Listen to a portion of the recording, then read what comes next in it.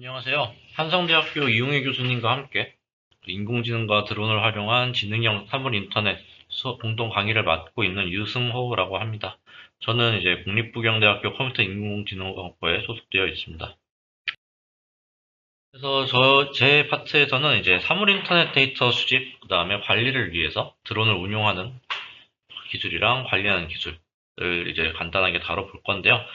사실 드론을 직접적으로 날리기에는 여러분들도 그렇고 현실적으로 좀 어렵기 때문에 저희가 간단하게 시뮬레이션이라던가 아니면 요소 기술들에 대해서만 간단하게 살펴보도록 하겠습니다. 제가 맡은 파트는 이제 세 개 차시로 구성이 되어 있고요. 첫 차시, 지금이죠. 그래서 기본적인 드론 시스템 개요에 대해서 볼 건데, 드론에 대해서 간단하게 보고요.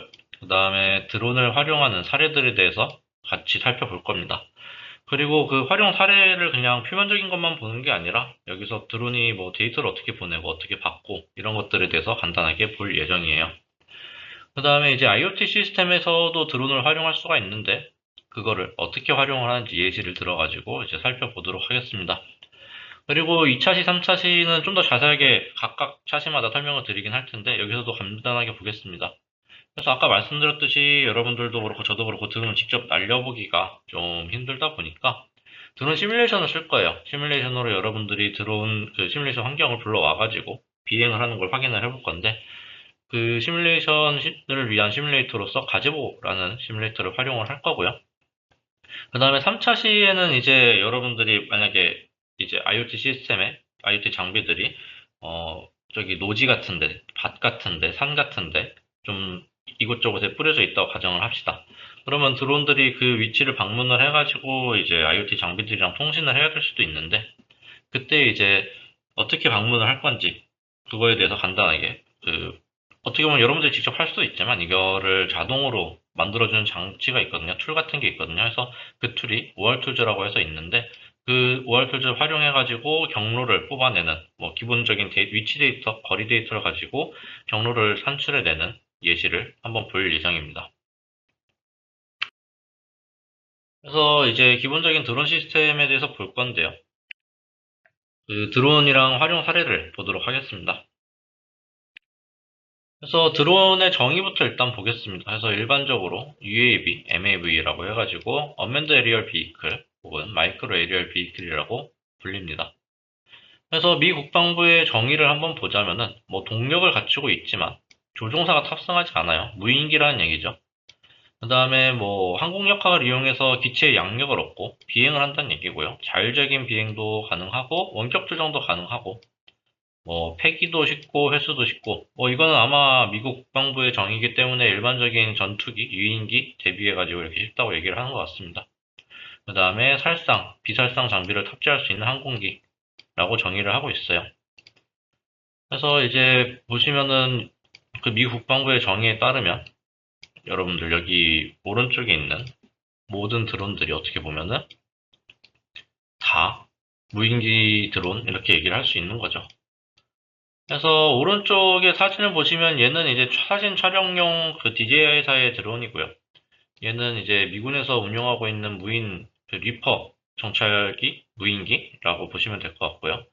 그 다음에 세 번째 있는 애는 그 저희 이번에 화성에 로버 갔죠. 로버가 가가지고 화성에서 최초로 이제 비행을 한 인지니어티인가 그렇습니다. 그래서 이런 식으로 저희가 뭐 드론 같은 경우에는 물론 이렇게 DJI 드론 같이 여러분들이 가까이서 볼 수 있는 것부터 시작해가지고 다양한 종류들이 있고요. 그리고 다양한 분야에서 활용이 되고 있습니다. 그래서 이런 드론 같은 경우에는 이제 한국에서는 어떻게 정의를 하고 있냐? 초경량 비행 장치라고 해가지고 150km 이하의 무인 비행 장치로 정의를 했어요. 그래서 150km 이하는 저희가 초경량 비행 장치 자격증 같은 걸 따가지고 비행을 할 수 있고요.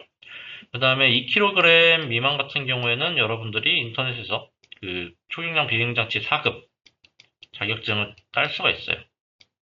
그래서 이제 이런 드론, 그 DJI사의 드론 같이 작은 것들은 4급 자격증 따고 드론이 있으면 여러분들이 날릴 수 있습니다. 근데 이제 서울 같은 경우에는 비행 제한 구역이 좀 많기 때문에 한번 살펴보시고 날려야 됩니다. 그리고 만약에 2kg보다 초과하는 애들을 여러분들이 날린다. 그러면 4급이 아니라 3급이나 2급이나 1급. 그 다음에 150km 넘어가면 1급도 아니에요. 그렇게 해서 하는 건데, 상급, 2급, 1급도 자격증을 따야 되는데 4급 따는 것처럼 그렇게 간단하게 딸 수 있는 건 아닙니다. 네, 그래서 드론이 이제 뭐 여러분들이 아까 사진에서 보셨듯이 프로펠러 있고 몸체 있고 그쵸? 카메라 있고 이런 식으로 볼 수는 있는데 얘네들이 어떤 구성 요소를 가지고 있고 어떻게 구조가 되는지 구조가 어떻게 구성되어 있는지를 모르잖아요. 그래서 그거에 대해서 살펴보도록 하겠습니다. 그래서 뭐 가장 중요한 거는 드론에서 비행 컨트롤러예요. 얘가 없으면은 이제 어떻게 드론이 날아야 될지 그런 걸 모른다고 보시면 될 것 같아요. 그래서 비행 컨트롤러는 이제 드론의 상태, 뭐 예를 들어 위치라던가 속도라던가 자세라던가 이런 걸 파악을 하고요. 그걸 토대로 이제 뭐 제자리에 있어야 되는 제어를 해야 될 수도 있고 여러분들이 이제 조종을 왼쪽으로 가라고 명령을 내릴 수도 있죠. 아니면 특정 포인트로 가라고 명령을 내릴 수도 있죠. 그 명령을 바탕으로 현재는 내가 여기 있고 내가 이쪽으로 가야 된다. 그러면 이쪽으로 가라는 제어 명령을 생성을 합니다. 그러면 이제 제어 명령을 생성을 해가지고 구동부, 모터라던가 이런 데 전달을 해요. 그래서 사실은 ESC, 그 일렉트로닉 스피드 컨트롤러라는 게 있는데 얘가 이제 모터 속도를 제어를 합니다. 그러면은 이제 모터는 ESC로부터 들어오는 그 전류, 전압 이런 것들을 조절되는 걸 토대로 회전을 해요. 그래서 실제로는 이제 비행 컨트롤에서 ESC로 신호, 명령 같은 걸 보내고 회전 속도에 대한 정보를 보내요. 좀 더 상세하게는. 그러면 ESC는 이제 그 모터가 돌아갈 수 있게 어떤 특정 속도로 돌아갈 수 있게 제어를 하는 겁니다. 그래서 결과적으로는 구동부에서는 뭐 프로펠러가 회전이 하게 되겠죠. 모터가 돌아갈 거고 프로펠러는 모터에 달려 있을 거니까 그렇게 해가지고 기체를 제어합니다. 그래서 기체를 제어해서 이제 이륙도 할 수 있고 착륙도 할 수 있고 뭐 이렇게 이리저리 왔다 갔다 비행도 할 수 있는 겁니다. 근데 이제 여러분들이 이게 드론이 완전히 자율적으로 비행하는 건 아니잖아요. 그쵸? 그래가지고 그거 조정을 하기 위해서 뭐 가장 일반적으로는 RC 조종기를 쓰고요. 아니면은 뭐 요즘에는 GCS도 같이 씁니다. GCS 같은 경우 일반적으로는 이제 그라운드 컨트롤 스테이션이라고 해가지고 지상에서 여러분들이 드론의 상태를 파악하는 데 사용할 수도 있고요. 아니면 드론한테 어디로 가라. 그 지도를 보고 지도 위에 어느 지점으로 가라 이렇게 명령을 내릴 수도 있거든요. 뭐 그런데 쓰는 거라고 보시면 될 것 같아요. 그렇기 때문에 둘 다 사용자가 드론을 제어 혹은 조종하는 데 사용할 수도 있고 GCS에 한해서는 이제 드론의 상태도 볼 수 있습니다. 그 다음에 텔레메트리라는 게 있는데 좀 생소한 용어죠 이거는. 뭐 앞에 것들도 좀 생소할 거지만 이게 더 생소할 겁니다. 그래서 텔레메트리라고 해가지고 드론이 이제 하늘에 떠 있을 거잖아요. 그러면은 그 드론이 자기의 상태 정보를 보낸다던가 아니면은 명령을 받아가지고 이행을 해야 되는데 이거를 GCS로부터 받는 거 연결을 하기 위해서 무선 연결을 하는데 텔레메트리를 씁니다. 그래서 뭐 상태 정보 명령 주고받을 때 아까 말씀드렸듯이 그 GCS에서 특정 위치로 가라, 좌표로 가라 이렇게 명령을 내릴 때 이렇게 텔레메트리를 통해서 드론의 비행 컨트롤러로 명령을 전달한다고 보시면 될 것 같아요. 그리고 이제 GPS랑 기타 센서들도 있습니다. 드론이 이제 지구에 어디에 있는지 그 알아야 되는데 모르는 상태에서도 드론이 날 수는 있습니다.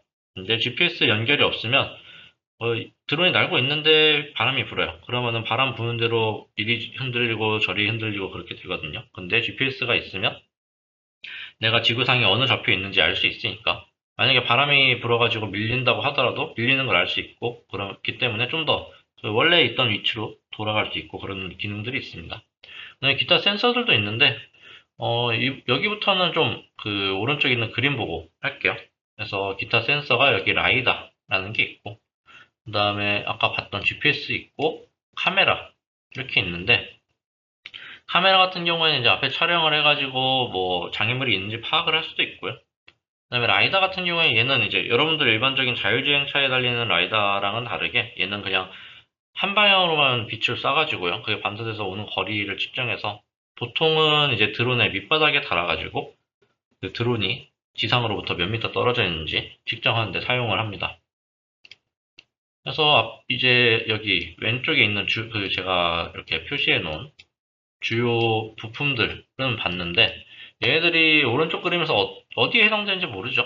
그래서 일단 비행 컨트롤러 같은 경우에 이 픽소크 6C라고 되어 있는 얘가 비행 컨트롤러예요.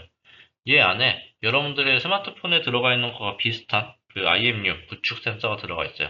액셀러미터, 자이로스코프, 마그네토미터에 그 다음에 이제 바로미터라고 해가지고 기압계 있죠. 기압계까지 해가지고 얘는 10DOF라고 보시면 될 것 같아요. 10DOF 센서가 들어가 있고 그걸 통해서 이제 드론의 자세라던가 뭐 이런 걸 파악을 하고요. 그리고 거기에 덧붙여가지고 GPS를 통해서 자기가 지구 상에서 어디에 있는지까지 파악이 가능합니다. 그 다음에 이제 명령을 받을 때는 여기 이 그라운드 컨트롤 스테이션인데 이런 식으로 RC까지 같이 있어요.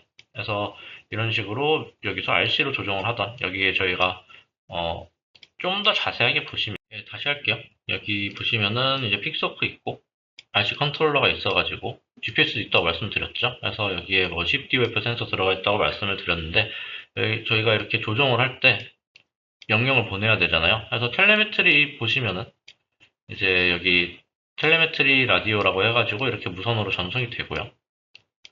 그 다음에 이제 RC 조정을 한다. RC 조정기가 같이 있죠. 이게 만약에 다른 RC 조정을 하게 되는 경우에는 여기 뭐 DSM RC라고 있죠. 얘로 받을 수 있고 여기서 같이 아마 받는 모듈일 수도 있어요. 이 경우에는 이런 식으로 아니면 여기로 이렇게 구성이 됩니다. 그리고 이제 아까 GCS 관련된 텔레메트리 통해서 얘기하는 거를 하다가 잠깐 끊겼는데 여기 보시면 지도상에 뭐 초록색 체크 표시 있고요. 뭐 핀 같은 거 있죠. 그리고 핀 주위로 이렇게 네모로 둘러쳐져 있는 게 있는데 이게 이제 어떻게 보면 그 웨이포인트, 비행 경로 이런 거라고 보시면 될 것 같습니다. 이거는 뒤에서 좀 더 자세하게 볼 거예요. 그리고 여기도 뭐 드론의 자세를 표시하는 이런 거가 있긴 한데 너무 작죠? 이거는 뒤에서 좀 더 자세하게 보도록 하겠습니다. 그래서 이제 드론이 자기 상태, 그 다음에 여기서부터 명령을 받아가지고 들어온다. 그러면 어디로 가야겠다 이렇게 생각을 하잖아요. 그러면 여기서 이제 제어 명령을 생성을 해가지고 이런 식으로 여기 하얀색 케이블을 통해서 ESC들한테 지금 너가 어느 속도로 모터를 돌려야 된다 라는 명령을 내리면 얘네들이 모터한테 전압을 가해가지고 전원을 가하는 거죠. 그래서 이제 돌아간다 라고 보시면 될 것 같아요. 그래서 단순히 전원으로 조작을 하는 게 아니라 도는 속도를 직접 제어를 할 수가 있어요. 네, 이제 저희가 들어온 기본적인 것들은 살펴봤고 이제 그 활용 사례를 볼 건데 가장 먼저 여러분들이 가장 흔하게 보실 수 있는 영상 촬영에 대해서 보도록 하겠습니다. 그래서 이런 식으로 쭉 비행을 하면서 여러분들은 이제 드론에 달린 카메라를 통해서 영상을 보면서 드론에서 영상을 잘 찍고 있는지 확인이 가능하시죠. 그래서 이 영상 촬영용 드론이 어떻게 구성되어 있는지를 보자면 뭐 당연히 카메라가 있고요. 뭐 프로펠러도 당연히 있죠. 그리고 이제 조종기를 하나만 쓰는 게 아니라 두 개를 쓸 수도 있어요. 선택이라고 되어 있죠. 그래서 하나만 써가지고 여러분들이 다 할 수도 있고 아니면 두 개를 써가지고 한 명은 드론을 제어를 하고 조종을 하고 한 명은 카메라를 조종을 해서 카메라가 찍는 시야 같은 거를 방향 같은 거를 조절을 한다고 보시면 될 것 같습니다. 그래서 이제 드론의 주요 기능은 영상 촬영하고 저장하는 기능이 있고요. 왜냐면은 사실 영상 전송을 할 때 그 무선으로 전송을 하기 때문에 고화질의 그 원본 영상을 보낼 수가 없어요. 대신에 이제 실시간으로 보내는 거고, 그 다음에 여기 카메라 제어용 조종기에서 카메라를 제어를 하면은 뭐 왼쪽으로 돌려라 하면 왼쪽으로 돌고, 오른쪽으로 돌려라 하면 오른쪽으로 돌고 이렇게 하겠죠. 네, 그 다음에 비행 로그도 저장을 합니다. 그래서 드론이 이륙을 해가지고 어느 경로를 해가지고 어디로 갔다가 어디로 오는지 이런 것들 저희가 다 확인 가능하고요. 그 다음에 고급 드론 같은 경우에는 충돌 방지 기능이 있어요. 뭐 최근에는 약간 저가까지는 아니더라도 약간 가운데 가격대 드론들이 이 기능도 탑재되어 있는데 여기에는 이제 초음파 센서라던가 카메라 쓰는 경우도 있습니다. 그리고 여기서 제어 모드 같은 경우에는 약간 뭐 포지션이나 애티튜드 같이 위치를 사수하는 모드, 그러니까 위치 기반으로 제어하는 모드, 그 다음에 드론의 자세 기반으로 제어하는 모드 이런 게 있거든요. 이게 좀 다른 모드들, 약간 레이싱 드론에서 쓰는 모드들 대비 안정적인 제어 모드예요. 그래서 이런 식으로 조절을 한다. 그리고 여기 보시면 얘네들이 GCS 역할을 하고요. 얘는 GCS 역할을 하면서 얘는 지도가 보이고 얘는 영상을 보잖아요. 그래서 전송된 영상 보고 얘는 지도 정보랑 드론의 위치 정보 본다고 보시면 될 것 같습니다. 여기 지도도 작게 있죠. 그리고 이제 드론 제어를 할 때 여기서 직접 RC로 조정을 할 수도 있고 여기다가 포인트 찍어가지고 드론한테 어디로 가라 이런 것도 저희가 세팅이 가능해요. 근데 이제 드론이 이제 위치 기반의 제어 모드 같은 걸 하고 아니면 안정적인 비행을 바람에 밀리지 않는 그런 비행을 하려면 GPS 위성으로부터 신호를 받아와야 됩니다. 네, 그 다음에 이제 두 번째 사례로는 레이싱 드론도 유명하죠. 그래서 레이싱 드론 어떻게 나는지 한번 보겠습니다. 뭐 이런 영상들 많이 보신 분들도 계실 거예요. 그래도 한번 보도록 하겠습니다. 해서 보시면 드론들이 갑자기 날죠. 자세를 확확 바꿉니다. 그리고 엄청 빠르죠. 그래서 빠르고 이렇게 자세도 그리고 방향도 휙휙 틀 수 있는, 아까 보셨던 영상 촬영 드론 같은 경우에는 이렇게 많이 격하게 바꾸는 건 잘 없어요. 뭐 간혹 가다가 이렇게 드론 레이싱 하는 선수들이 약간 영상 촬영하기 위해서 그 IMX 카메라 같은 거 달아가지고 날려서 촬영했다는 얘기도 들어본 적은 있습니다. 그래서 여기 같은 경우에도 물론 실시간 영상 전송하죠. 그래서 여기도 저화질 실시간 하고, 아마 녹화 기능은 있는 경우도 있고 없는 경우도 있는 것 같아요. 그 다음에 비행 로그 똑같이 저장하고, 제어 모드가 이제 레이싱용 제어 모드라고 해가지고 아크로라던가 레이트 같은 게 있어서 좀 더 원래 이제 아까 보셨던 포지션이라던가 애티튜드 같은 거는 비행 컨트롤러에서 제어를 좀 해줘요. 근데 여기는 입력하는 대로 그냥 휙휙 돌아가는 거라고 보시면 될 것 같아요. 그래서 영상 전송을 할 때 여러분들이 이렇게 FPV용 고글을 써가지고 하는 경우가 많죠. 그리고 드론 제어는 이런 RC 가지고 하는 경우가 많고요. 그 다음에 정찰에도 쓰죠. 몇 년 전에 좀 난리가 났었죠. 이렇게 무인기 와가지고 추락을 해서, 추락한 뒤에 알았죠. 그래서 이렇게 사진, 여기에 이제 DSLR 카메라들 달려가지고 뭐 사진 찍었다 이렇게 하는데, 이거를 이제 어떤 분들은 북한에서 실시간으로 계속 조종해가지고 내려온 거 아니냐, 통신거리가 안 되는데 어떻게 내려오냐 이렇게 말씀을 하실 수도 있는데, 사실 비행 경로를 미리 입력을 해요. 웨인 포인트라고 해가지고 미리 입력을 해가지고 뭐 이런 식으로 이렇게 날아가지고 여기 착륙해라 뭐 이런 식으로 미리 한 겁니다. 그리고 이제 비행을 하다가 뭐 어디 위치에서 그 카메라를 찍어라 해가지고 이렇게 하면 비행 컨트롤러에다가 카메라에 이제 셔터 같은 걸 좀 제어를 할 수 있는 게 있어요. 해가지고 이렇게 사진 찍는 것도 미리미리 임무에서 세팅이 가능합니다. 그리고 측량에도 많이 쓰여요. 예전에는 이제 항공지도 같은 걸 많이 사용을 했잖아요. 그 지도를 항공기를 써가지고 촬영하는 경우가 많았는데, 최근에는 이제 그 항공기 날리기에는 약간 비용도 들고 그러니 부담이 되고 하니까 약간 무인기, 이런 가벼운 무인기, 중소형 무인기 써가지고 쓰는 경우가 많습니다. 그리고 얘네들은 좀 낮게 날 수 있죠. 낮게 날 수 있다는 거는 좀 더 가까이서 찍을 수 있고, 좀 더 자세하게 찍을 수 있다는 얘기예요. 그래서 예를 들어 이 면적에 해당하는 그 지도를 만들고 싶다. 여기 밭이잖아요. 그래서 밭에 대한 상세 지도를 만들고 싶다. 아니면 건설 현장에 대한 상세 지도를 만들고 싶다라고 할 수도 있어요. 여기 가운데 그림은 이제 건설 현장 같이 보이긴 하는데, 아무튼 그렇게 하면은 제가 뭐 예를 들어서 이렇게 점을 찍어요. 이렇게 다각형을 그려요. 그래서 내가 여기 안에 그리고 싶어요라고 이렇게 그리는 순간 이렇게 기능을 지원해주는 애가 있습니다. 이렇게 갔다가 이렇게 찍으면은 될 것 같아요라고 만들어줘요, 경로를. 이런 식으로 만들어주면은 여기 찍고 돌아오는 것까지 다 만들어주면 제가 이 경로 정보를 업로드를 하고, 그러면 이제 날면서 얘도 이렇게 사진을 찍는 거예요. 여기 오른쪽에 보시면은 이 위치에서 이 사진을 찍었다 이런 식으로 다 시각화를 한 겁니다. 이런 식으로 사진을 찍으면 여러분들이 지도 정보를 생성할 수가 있는데, 여기서 좀 특이한 게 GPS 위성이 있는데 아까까지는 이렇게 신호가 들어왔죠. 근데 여기도 이제 GPS 신호를 받아요. RTK GPS 지상 기준국이라고 써져 있죠. 그래서 사실 GPS 위성으로부터 오는 신호는 이제 전리층이라던가 대기권을 지나고 구름을 지나고 뭐 그러면서 이제 오차가 발생을 해요. 그래서 원래는 저희가 GPS로부터 GPS 신호를 활용해가지고 위치를 추정할 때 GPS 위성의 위치를 지금 몇 시, 몇 분, 몇 초에 얘가 어디 있다를 알고 있거든요. 이미 계획이 다 있고 위성은 이제 정해진 궤도를 돌고 있으니까, 그러면 얘네들 위치 알고 있다고 가정을 하고, 그 다음에 이 거리를 알고 있다고 가정을 하고, 위성이 2개, 3개 더 있어요. 이런 식으로. 그러면은 여기로부터 온 거리 정보가 있죠. 신호를 받아가지고 얘네들과의 거리도 될 수 있죠. 그러면은 이제 삼변 측량 같은 걸 써가지고 이 무인기 아니면 GPS 리시버의 위치를 알 수 있는데, 이 거리 자체가 오차가 생기면 위치에 대해서도 오차가 생길 수밖에 없습니다. 그래서 그거를 이제 그 오차 때문에 한 3m, 5m 정도 GPS에 오차가 있어요. 그거를 이제 보정해 주는 게 여기 RTK GPS의 지상 기준국입니다. 얘도 이제 위치 어디에 설치되는지 알아요. 그러면은 GPS 위성 위치 알고 얘 위치 알면 거리 알죠. 계산할 수 있죠. 좌표 정보를 알고 있으면. 근데 예를 들어서 뭐 10km라고 할게요. 10km, 20km 떨어져 있다고 합시다. 20km라고 합시다. 근데 거리 측정을 했더니 20.01m가 01km가 나왔다고 가정을 해봐요. 아니면 10km. 그럼 100m나 이 거리 오차가 나는 거잖아요. 그러면 이제 얘한테도 이렇게 전달을 합니다. 분석을 해가지고.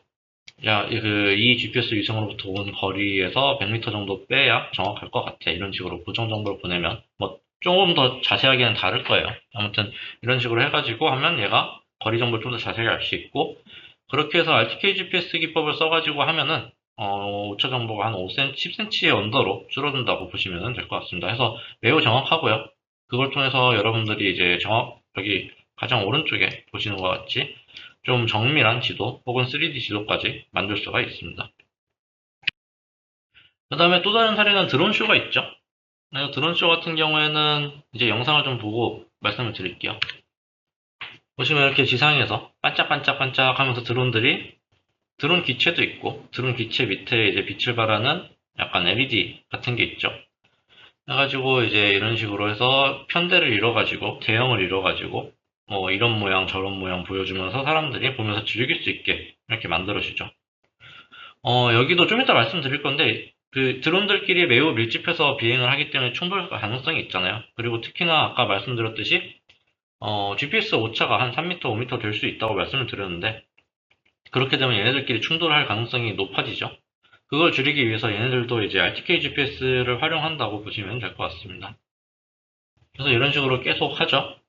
근데 이제 얘네들이 날 때, 실시간으로 막 비행 어디로 가야 되는지 명령을 받는 건 아니고요. 얘네들은 미리 이제 비행 계획 같은 걸 다 입력을 받은 다음에 그거를 그대로 재생을 하는 거라고 보시면 될 것 같습니다. 그래서 이런 식으로 계속 드론들 비행하는 거 볼 수 있고요. 이런 식으로 단순히 2D 이미지뿐만이 아니라 이렇게 상자 모양, 3D 이미지 이런 것도 여러분들도 확인 가능. 요즘에는 이렇게도 보여주죠, 그죠? 그래서 이 드론쇼 같은 경우에는 드론쇼 코리아라고 매년 부산에서 열리는 행사가 있는데 그 행사를 위한 그 행사에서 보여주는 공연이라고 보시면 될 것 같습니다. 그래서 드론쇼 구성 방법을 좀 볼게요. 그래서 드론쇼 시나리오를 선정을 해요. 여러 개의 이미지라던가 아니면 3D 모델이라던가 이런 걸 선정을 한 다음에 그 시나리오에 따라서 드론 비행 계획을 시뮬레이션 아니면 계산을 해요. 그래서 모든 드론별로 다 각각의 드론들이 비행 계획을 가질 수 있게 예를 들어서 1000대의 드론을 날린다. 그러면 비행 경로를 1000개를 만드는 거예요. 그 다음에 이거를 시뮬레이션을 통해서 충돌 가능성이 있는지 우선 확인을 해보고 그 다음에 검증도 하겠죠. 잘 보이는지도 보고 그 다음에 이제 다 됐다. 계획이 괜찮다. 그러면은 공연 전에 아까 보셨듯이 드론들이 밑에서 이렇게 사각형 모양으로 펼쳐져 있어서 깜빡깜빡 했었죠. 맨 처음에.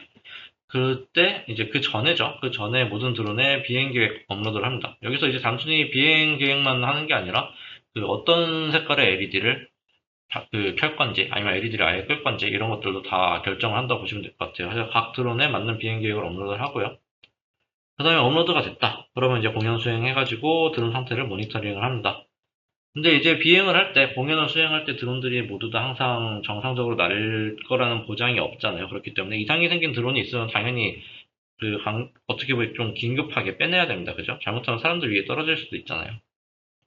그래서 그렇게 좀 위급한 상황을 만들지 않기 위해서 이렇게 상태 모니터링도 한다라고 보시면 될 것 같고요.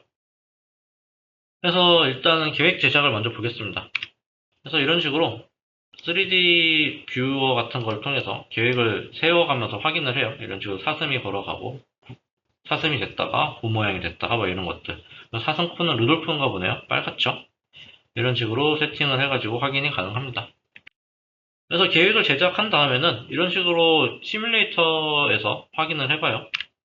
이런 식으로 드론들이 쭉 날죠. 지상에서 대기하고 있다가 이렇게 대형을 갖추고 이렇게 뭐 소용돌이 모양, 눈 모양인가? 아무튼 이런 모양을 갖추기도 하고 여기서 이제 드론 상태도 볼 수 있습니다.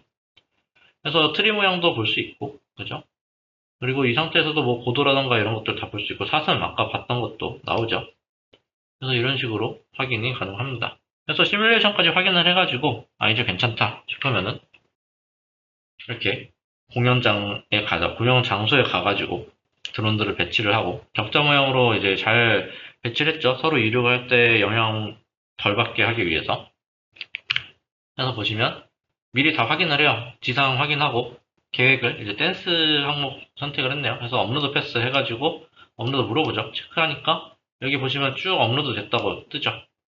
그래서 업로드가 성공적으로 다 됐다라고 떴고 그 다음에 이제 다 확인을 한번 해요. 그리고 위치 정보, RTK GPS 보정 정보로 업데이트나 뭐 그런 것 같습니다. 아무튼 그렇게 해서 이제 엔터를 누르니까 날아오르죠. 그래서 날아오르고요. 이제 그 경로를 미리 설정을 했으니까, 기행 계획을 설정을 했으니까 그대로 따라가는 걸 보실 수 있고, 이런 식으로 시뮬레이션, 왼쪽 아래에 보이죠? 그거에서 확인했던 거랑 동일하게 이렇게 나는 것도 확인하고요. 이것도 아마 실내에서 본 게 아니라 지금 모니터링 하는 화면의 일부라고 보시면 될 것 같아요. 그리고 오른쪽 아래 보시면 드론 상태 쭉 초록색이죠? 그래서 상태도 같이 모니터링을 쭉 하고 있다 보실 수 있습니다. 그리고 여기 패스라고 해가지고 번호도 있죠. 여기 패스라고 해가지고 APM 7, 14, 21, 28 이렇게 있잖아요. 이렇게 경로도 다 드론들별로 할당할 수 있다. 예, 해서 이런 식으로 한번 쭉 저희가 영상으로 봤는데 이제 구조를 좀 더 자세히 볼게요. 그래서 아까 보셨던 그런 드론들이 이렇게 있고요. 얘네들이 GPS 위성으로부터 신호 받는다고 했죠. 그래서 드론들도 받고 RTK GPS 지상 기준국도 받고 그래서 지상 기준국 같은 경우에는 위치 정보를 받아가지고 이제 보존 정보를 만들어서 여기 주황색 표시된 거 있죠. 이런 식으로 전송을 합니다. 그 다음에 드론들의 비행 계획이라던가 아니면 드론 상태 모니터링은 이 파란색 안테나로 되어 있는 얘네들한테 비행 계획을 업로드를 하고요. 그다음에 드론들은 자기의 상태를 보내주고요. 이런 식으로 해가지고 저희가 드론 공연을 할 수 있다고 보시면 될 것 같고 그 다음에 여기 오른쪽 아래 보면 뭔가 트랜스미터 있죠? RC 조종기예요. 아까 말씀드렸다시피 드론이 비행을 하다가 갑자기 뭔가 이상해요. 그러면 계획이 잘못됐을 수도 있고 드론 기체에 이상이 생겼을 수도 있죠. 그때 이제 그 드론을 빼내야 되니까 RC 조종기로 이렇게 만약에 이상한 애가 있으면 그 드론 번호 뭐 해가지고 이렇게 밖으로 빼내서 안전하게 착지를 시킨다 라고 보시면 될 것 같습니다. 예, 그 다음에 이제 저희가 드론에 여러분들이 흔히 볼 수 있는 사용 예시는 봤고요. 저희 수업이 IoT 시스템을 관리하기 위한 드론 시스템에 대해서 다루니까 IoT 시스템에서의 드론 활용 예시를 보도록 하겠습니다. 그래서 IoT 시스템 먼저 볼게요. 그래서 IoT 시스템은 어떤 거냐?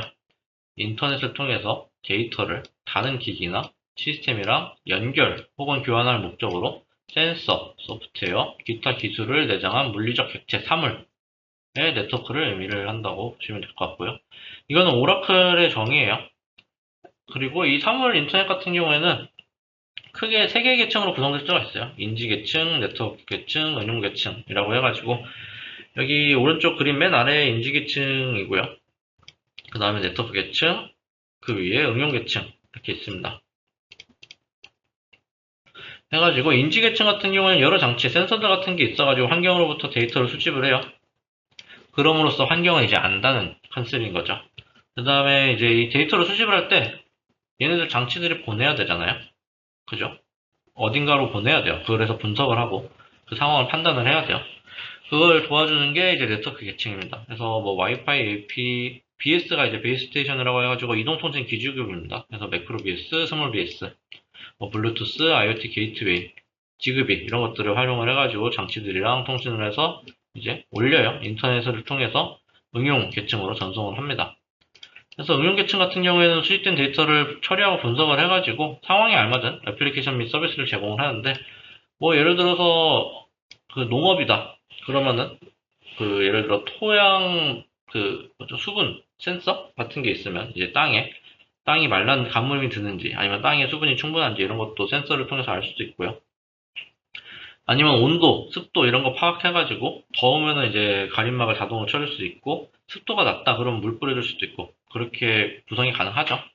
그 다음에 인더스트리얼 산업 쪽에서는 이제 스마트 팩토리 같은 데서 쓸 수가 있죠. 그래서 로봇들의 상태 파악하고 그 다음에 공장의 온도 확인하고 아니면은 침입자가 있는지 확인도 하고 그런 식으로 쓸 수가 있습니다.